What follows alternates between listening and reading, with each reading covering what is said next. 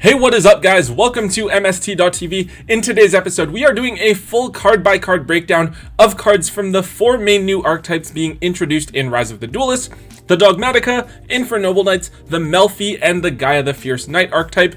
These are archetypes that are all receiving a ton of support in Rise of the Duelist, and sometimes the easiest way to get a complete understanding of what an archetype is trying to accomplish is to review the similarities between the cards and just trying to understand how they interact. Now this is going to be a bit of a longer video, so let's jump into this right away. Okay, so to kick things off, we are going to take a look at the Dogmatica archetype, or as they're known in the OCG, the Dragma. This is the big new archetype from the set Rise of the Duelist, the one that a lot of people are really hyped up for. But actually, instead of seeing a lot of success as its own independent deck or strategy, the Dogmatica archetype in the OCG has seen a lot of success as an engine combined with other strategies, which is pretty interesting. This archetype contains a whopping 5 secret rare cards, so that's half the secret rares in the set that are dedicated to the Dogmatica cards, so you know that it is a relatively expensive archetype, but then you also know it's probably going to be a really strong one.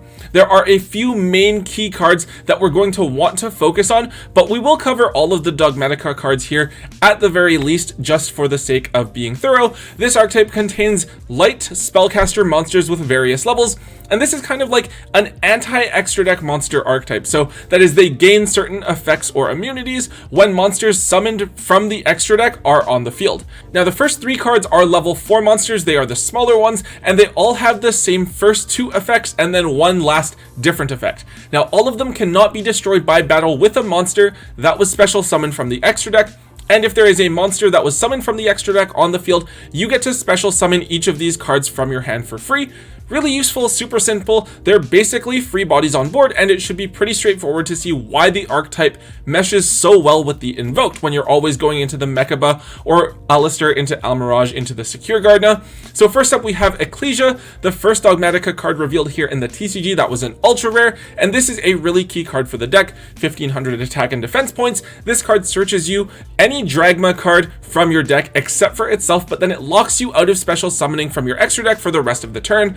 That's no problem. Ideally, you want to special summon something out first, right? You want to go into your invoked engine and summon the Mechaba, then special summon this card out for free to search some sort of interaction or disruption. This is definitely something you're going to want to run 3 copies of, if not 2, probably 3 copies of if you're playing a bit of a larger engine.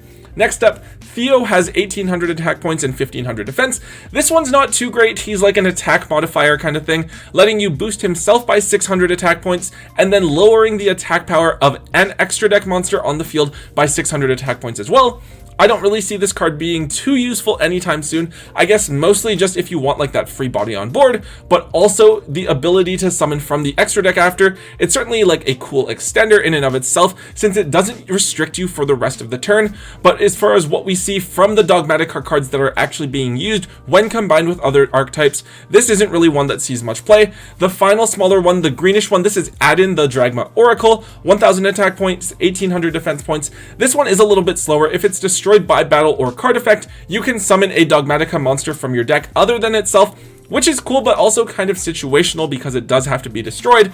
I haven't seen any builds playing this card yet, but maybe if you are running some sort of engine that like pops your own cards and you're playing a bit more of a bigger Dogmatica engine, this card could potentially be useful, but at the moment it is currently not. Okay, so we're on to a few of the bigger main deck monsters now. Fleur-de-Lis is a really important card. This is one of your main forms of interaction, so it's definitely something that you'll want to search off of Ecclesia a lot of the time. So during either player's main phase, as a quick effect, if there's a monster special summoned from the extra deck on the field, you get to special summon this card from your hand. Then if you control another Dogmatica card, you can negate the effect of a face-up monster on the field. It also allows you to boost your Dogmatica monsters all by 500 attack points when your Dogmatica monster attacks. This card is really cool. It gives you the negate and a big body on the field, and also because it summons and negates on resolution, your opponent can't like infinite impermanence it. It's also worth noting that the effect also doesn't target. Really versatile card that you'll definitely want to be aware of. I believe this is a secret rare and you do want to play like 2 copies of it, so definitely a card to be after. Next up, Maximus is really interesting. It is a level 8, 1500 attack point, 3000 defense point body that you can special summon by banishing a fusion, synchro, Xyz, or link monster from your graveyard. Its effect is that you can send 2 monsters directly from your extra deck to the graveyard to force your opponent to do the same, but then you are locked out of the extra deck for the rest of the turn. This can be really devastating against certain decks, right? Especially when you consider how tight extra deck space is for so many different strategies. Like, some have their flex spots, but a lot of them need all 15 spots and will have to compromise their deck in some way if you're able to resolve the Maximus. This is a really important card because it allows you to dump cards like Elder Entity Entis or Herald of the Arclight in order to trigger their effects. Of course, your opponent can also be prepared for you and play copies of cards like Entis if they have the room, so this might be better off as a side deck option depending on the matchup. And finally, we have the biggest box monster, Nexus, which is a huge level 11 monster with 3200 attack and defense points.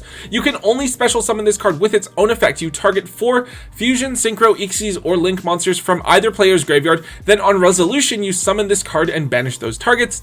This card can be really devastating if its effect manages to resolve. If it battles a special summon monster during the damage step, you get to destroy all of your opponent's attack position monsters and then burn them for 800 damage for each fusion, synchro, Xyz, or link monster that's destroyed by this effect, so potentially really devastating. However, I definitely think that this card requires a bit too much setup to really be used effectively, especially if we're just planning on using Dragma as an engine. It is a pretty cool, interesting card, but that's about it for now. Alright, so we're on to a few other cards. Dogmatica Nation is the first one. This is the field spell for the archetype. It's an okay field spell, but for an archetype that we mostly want to use as an engine, it's not that great. It has 3 effects. First off, it prevents your opponent from targeting your Dogmatica monsters with the effects of extra deck monsters, which is cool, but it feels like super situational, not very useful in general. Next, it allows you to destroy opponent's monsters that battle with your Dogmatica monsters. Remember that your little Dogmatica cards cannot be destroyed by battle with monsters that are summoned from the extra deck. So theoretically, you could crash your little guys into the opponent's monsters in order to get those bodies off the field, though typically you would be taking damage. And then finally, if it's in the field zone and destroyed by your opponent's card effect, each of you sends a monster from the extra deck to the graveyard. Again, good effects for the archetype, and it would be good in a pure strategy maybe, but nothing game-breaking or anything like that, and probably not a card we're going to want to run when we're just using the Dogmatica cards as an engine to supplement other strategies.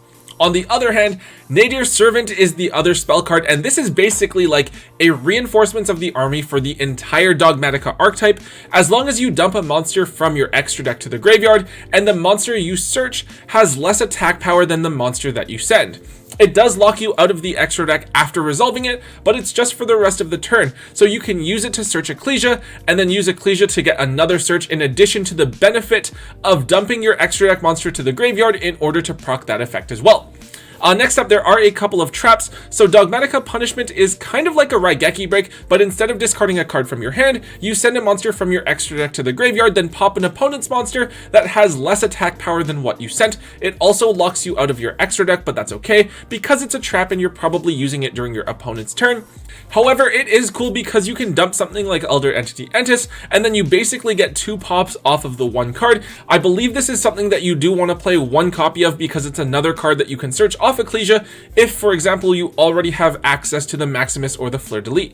Encounter is the other trap, and it doesn't really see any play. It lets you either summon a Dogmatica from your hand or graveyard, or add a Dogmatica card from your graveyard to your hand.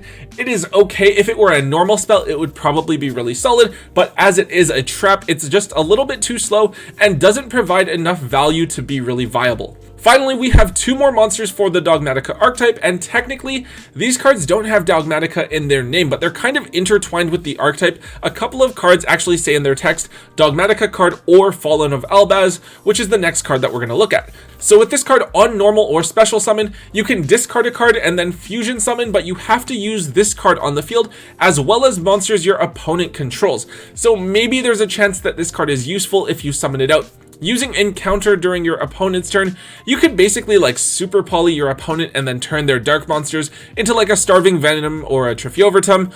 But yeah, definitely a card you'll really only want to run in a very pure, dedicated Dogmatica deck. Finally, Titaniclad the Ash Dragon is a card that some Dogmatica engines are actually using, since you don't need to fusion summon it in order to use its effect necessarily. So basically it has some built-in protection that makes it unaffected by activated effects of other monsters special summoned from the extra decks for the turn in which it's summoned, which is okay, but that involves making it, right? More importantly, if it was sent to the graveyard this turn, including being dumped directly from the extra deck to the graveyard, during the end phase, you get to search for a Dogmatica monster from your deck and either summon it to your field or add it to your hand. So yeah, definitely cool that the archetype does have its own extra deck monster to take advantage of, since you can dump him and then use him to search for Fleur-de-Lis if, for instance, your Ecclesia went into searching Maximus or Punishment. If you're going to play the Dogmatica engine, it's probably worth picking up 1 or 2 copies of these cards relatively early on as well. Alright, so we're on to the Infernoble Knights now, which are definitely right up there with the Dogmatica in terms of players being hyped up for their new cards. We kind of got the first wave of stuff in Toon Chaos, those cards being from what was a structure deck over in the OCG, and this kind of rounds off the other support. This deck was really solid in the OCG before Linkross got banned, and we do still have Linkross over here, so hopefully the deck will be able to do something here as well. So first up, we have Astolfo, who is a level 1 monster. This one is pretty cool. You can special summon it from hand by banishing a Fire Warrior monster from your hand or graveyard, so it can be a free body on board, and then it copies the level of the monster that you banished. This is important because the strategy does have 2 synchros in it. Its other effect is that you can banish it from your graveyard, then 2 turns later you summon it and another Fire Warrior monster that is either in your graveyard or banished. Kind of a slow effect. You kind of have to hit like a grind game in order to really take advantage of that second effect. Now, both of these effects are once per duel, so that does make Astolfo not as good. I think it's possible to use this card as a one-of, but not really something you should be overly concerned about. Alright, now we're on to 3 other main deck monsters here that have 2 effects each. Ogier, Oliver, and Maugus. One effect that they all have in common is that if they're in your graveyard, you can equip it to a warrior monster that you control, and then each of them gives that warrior monster a unique boost. So Ogier makes it so that the equipped monster cannot be destroyed by card effects, Oliver prevents targeting, and Maugus prevents destruction by battle, so they each have their own little bit of utility in that regard. Ogier is kind of like an Armageddon Knight for the deck. On summon, you get to dump either a Noble Arms card or a Fire Warrior monster from your deck to the graveyard. This card can be really important because you can use it to dump Immortal Phoenix Gearfried, which can then be added back to your hand with Renown, and then allows you to ensure that you won't be hit by Nibiru. Extremely important there. I think this is something that you will definitely want to play 3 copies of. Next up, Oliver is another level 4. This one allows you to special summon itself onto the field from your hand by sending a Fire Warrior monster or an equipped spell from your hand or face up on your field to the graveyard, but then this card becomes level 1. As we now know, so many of your monsters can be equipped to other monsters as equipped cards, so it should be really easy to bring this card out, and it can be a great card to have access to in order to make a sold with it. This is probably something that you're going to want to run at anywhere from 1 to 3 copies of, depending on your deck space and if you're playing 40 or 60 cards. The last one here, Maugus, is probably the least usable of these 3 because it is a lot more situational. It's kind of like a mini Pot of Avarice, allowing you to shuffle back 3 Fire Warriors or Noble Arms that are either in your graveyard or banished and then draw a card. It's cool that it allows you to actually recycle banished cards, but this card is just something that's not very good in the early game, and it can be a brick, so to me it's something you either play 1 or 0 copies of, but probably 0. Alright, so on to the synchros. These cards are pretty good actually. Roland is the level 5 synchro tuner. That is completely generic. Now on summon you can activate its effect to, during the end phase, send an equipped spell from your deck to the graveyard, and then add a warrior from your deck to your hand. So this does set up a contingency play for the turn, but it also dumps something like Smoke Grenade of the Thief if for whatever reason you didn't dump it off of a sold, so that you can equip it to the other synchro, Charles, during the end phase. Now this card can also be equipped as an equipped spell to a warrior of yours to give a monster a 500 attack point boost.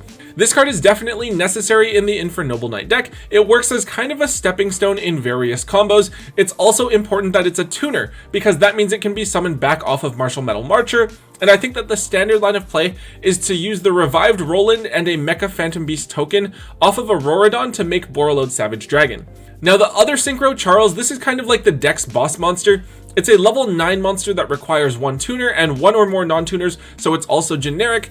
Once per turn, if a monster on the field is equipped with an equipped spell, you can pop a card on the field. and then during the end phase you can equip an equip spell from your hand or graveyard to this card, and then you can also equip a fire warrior from your deck to this card that will boost this card by 500 points. So if you can get enough equips onto Charles, he can be very problematic to deal with, but what's important is that after you dump Smoke Grenade of the Thief off of Roland or Isolde, you can use Charles's own effect to equip it back, and then use Charles' other effect to pop the Smoke Grenade with its own effect to rip a card from your opponent's hand. So yeah, both of these are very good key cards in the Infernoble Knight deck, though with how tight the extra deck space is in the strategy, you'll generally end up just running a single copy of each. Okay, so onto the spells and traps. I actually believe that only one of these cards is really played at all in the Infernoble Knight deck, though we will kind of look over all of them really briefly. Now, each of the equip spell cards here has two effects. One effect that you can use by destroying the equip spell while it's equipped to a monster, and then the other one triggers if the equip is sent to the graveyard because the equipped monster was also sent to the graveyard. So Durandal is the best of the equip spells. It is generally played at 3. You can pop it to search for any level 5 or lower fire warrior monster from your deck, which is really good. It's basically 3 additional copies of Rhoda in addition to Heritage of the Chalice. Then its effect, if the equipped monster is sent to the graveyard, is that you can special summon a level 5 or lower warrior monster from your graveyard, but you're locked into warriors for the rest of the turn. Useful effects situationally, but what we're really after here is the search from the first effect. How to Clear is the second one, kind of an okay effect. It lets you make a second attack with a monster you control, but then you can't attack with any other monster that turn, and it also has an effect where you can pop a face-up monster on the field. Really a bit too situational to be used. It doesn't help you generate kind of like any real advantage at all. The last one, Joyeuse, is probably okay as a one-of, though not something I'd probably want to run myself. While it's equipped, by destroying it, you can add a fire warrior monster from your graveyard to your hand, and then its other effect lets you special summon a fire warrior from your hand. These effects aren't bad, they just kind of feel dated and are a bit slow for what the Infernoble Knight deck is trying to do. The trap card Horn of Oliphant is technically a card for the strategy. I've never seen anyone play this card. It lets you either pop a card by banishing an equip spell from your field or graveyard, or destroy a Roland monster that you control, and then summon 3 fire warriors with a combined level of 9 from your deck, but negates their effects and locks you into warriors for a turn. I feel like this card would have been good if the deck came out like 6 or 7 years ago, right? Horn of Oliphant is basically like a gear, but for Yu-Gi-Oh! In 2020, as a trap card, this card is just way too slow to keep up with the rest of the meta, so you're better off using other cards from the archetype. Okay, so we'll take a couple of minutes here to take a look at the Melfi archetype. Now, this archetype isn't the most competitive, it's definitely not going to be meta, but they are absolutely one of the more adorable archetypes that we've seen in a while. This is a deck that revolves around the use of level 2 beast monsters, so it works well with cards like Obedience Schooled, or maybe from the Baby Raccoon archetype that we saw way back in Legacy of the Valiant. So Melfi Rabby is a vanilla monster for the archetype. This does mean that you can play Rescue Rabbit in the deck. Now, all of the Melfi effect monsters have extremely similar effects. The second effect is the same for all of them, where during your end phase you can special summon them from your hand. This helps you get bodies out onto the field so that you have cards to bounce back to trigger their effects. So all of them have this sort of bounce mechanic where you can activate the effect of a Melfi monster on your field when your opponent either normal summons or special summons a monster, or if your opponent targets a Melfi monster for an attack. So Fenny lets you summon another beast monster from your hand, Caddy lets you add any other beast monster from your deck to your hand, Puppy lets you summon a level 2 or lower beast monster from your deck, and then Pony lets you add a level 2 or lower beast monster from your graveyard back to your hand. So each of them is actually pretty cool, right? Lots of searching and summoning and adding things back, but the thing is that you generally have to have done this during your opponent's turn, since if it's during your turn, your opponent probably isn't summoning too much or they're not attacking you. You'd also probably rather use the monsters on the field during your turn for some sort of Link or Xyz play. But now we're on to the other cards, and this is where you can kind of see more of where the archetype kind of comes together. So Melfi of the Forest is the first of the 2 Xyz monsters, letting you detach a material from it to search for a Melfi card. That's a really great effect. Then when one of your Melfi monsters returns to your hand, you get to target an opponent's face-up monster and negate its effects as well as stop it from attacking. Unfortunately, this is a once per turn effect, but it's cool because when your opponent summons something, you can bounce your Melfi to trigger that Melfi's effect, as well as negate the opponent's monster's effect. So this card can be really good in the deck. Next up, Melfi Mommy is another Xyz that can use as many level 2 beasts as you want to make it, as long as it's more than 2. First, once per turn, it has a quick effect where you can attach a beast from your hand or field to this card as an Xyz material. And then it has kind of like a Rongo Miniet effect, depending on the number of materials that are attached to it. So if it has 3 or more, it can't be destroyed by battle, 4 or more, and you take no battle damage when it battles, and then 5 or more if it battles an attack position monster. You inflict damage to your opponent equal to that monster's attack power. So yeah, no immunity to destruction by card effects, and doesn't lock your opponent out of anything, but it is one of the very few ways that Melfi can actually do damage, I suppose. Onto the other spells and traps. Melfi Tag is actually a really good card. It's basically just a quick play monster reborn for any Melfi card in your graveyard, though it is a once per turn. It doesn't negate the effects of the monster you summon or anything, so you can still bounce it back to your hand right after you summon it and proc its effect. Hide and Seek is probably not the most practical card. Each time a beast monster you control would be destroyed by a card effect, it isn't, so that's some protection, and I guess it would save all of your monsters from like Dark Hole or Torrential Tribute or something like that. It does also have a mini Pot of Avarice like effect, where you can shuffle any 3 beast monsters with different names from your graveyard back into your deck, and then draw a card. I just kind of think that you're probably going to be dead before you have a chance to use this effect more than once. And then finally, Melfi Playhouse lets you detach as many materials as you want from Beast Xyz monsters that you control to bounce that many of your opponent's cards to the hand, and then your Beast Xyz monsters gain 500 attack power for each material detached for the rest of the turn.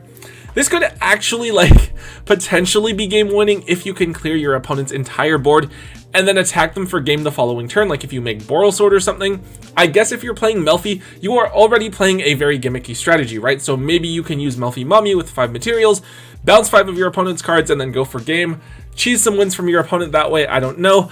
But yeah, overall, Melfi are definitely 100% more of a gimmicky, just for fun, casual archetype.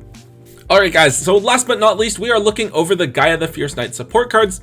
This is the legacy support that we're getting for cards like Gaia the Fierce Knight, Gaia the Dragon Champion, Curse of Dragon, and then apparently Catapult Turtle as a part of the support as well. These cards, they don't really have a super clear win condition or anything like that. They all revolve around getting both Gaia and a dragon onto the board so that you can fuse them into the Gaia the Dragon Champion, and then they have some little interesting pops or battle modifiers here and there. So Gaia the Fierce Knight origin is first, it is a level 4 warrior. If you tribute summon a warrior, you can also use this card as 2 tribute materials, not really that relevant. You can also send a level 5 or higher monster from your hand to the graveyard to special summon this card from your hand, which is okay, but it's really just a neg 1 unless you discard a danger or something like that to proc its effect. And then during the battle phase, you can banish this card as a quick effect to return a monster on the field to its original attack power. Really situational, but I guess if your opponent has some sort of stat modifier, or the new fusion retrain can actually lower its attack to allow you to pop a card, so you can use this card to return it to normal.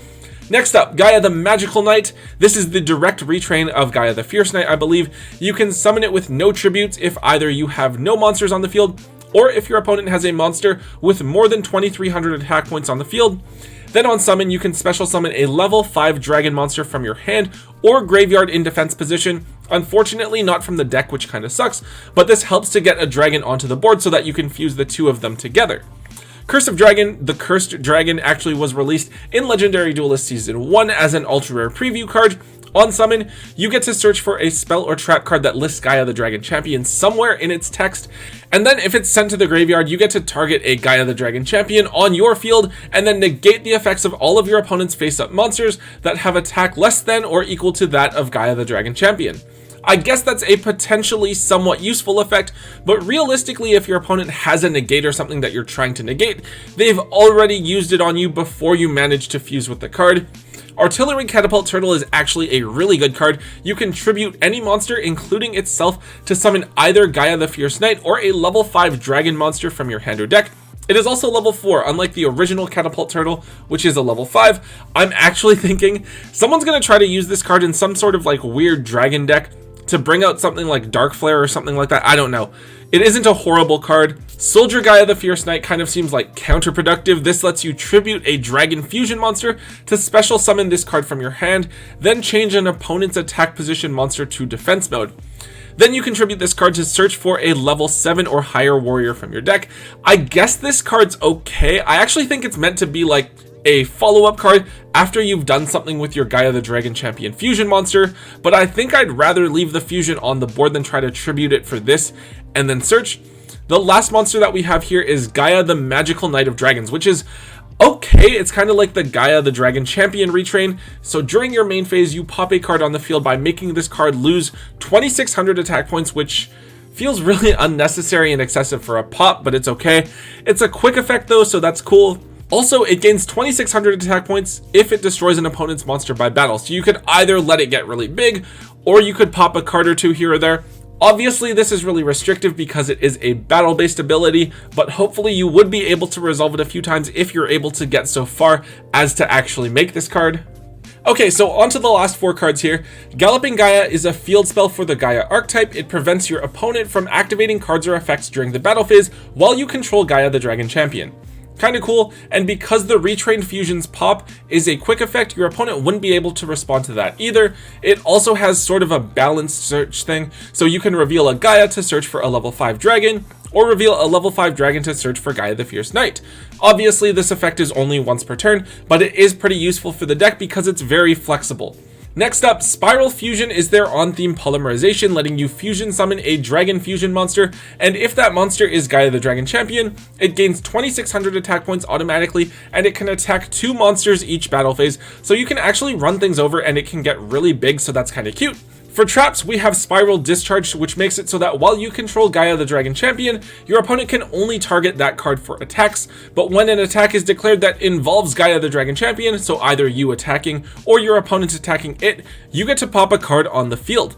However, it is a trap card, so that does make it a little bit slow. And then finally, Spiral Reborn lets you summon a level 7 or lower dragon monster from your graveyard, but if that monster is Gaia the Dragon Champion, then your opponent cannot target or destroy it with card effects. Another card that sounds really great in theory, but in practice it's a trap card and you're assuming that your Gaia the Dragon Champion has already been destroyed. Too slow and a little bit too situational to be much use. Overall, I think that the Gaia archetype is really cool. It definitely feels like more of a deck now with all of the new support, but definitely still too gimmicky and niche to be much more than a fun boost to some fan favorite cards. And yeah, so that is it for today's episode, guys. Thank you so much for tuning in. I know that a lot of you are hyped up for Rise of the Duelist, including myself. I'm actually leaning towards playing Dogmatica Invoked. Even if you're not interested in playing a specific archetype from the set, it's always a good idea to know exactly what the archetype is, what support it's getting, and what the archetype tries to do, because you're sure to run into those decks at your locals or at a regionals or something, and you don't want to get caught off guard. Anyways, guys, if you did enjoy today's video, please be sure to hit that thumbs up button for me and let me know. It does help out a ton. Also, let me know in the comment section down below what archetype you guys are most looking forward to playing after the release of Rise of the Duelist. Are you looking at continuing to still play Eldritch or Adamantipator, or are you looking at trying something new from Rise of the Duelist? Also, if you haven't already, make sure that you hit the subscribe button to get all of the latest content from both Tombox and myself here on the channel. And yeah, so until next time, guys, don't forget to hold on to your MST.TV.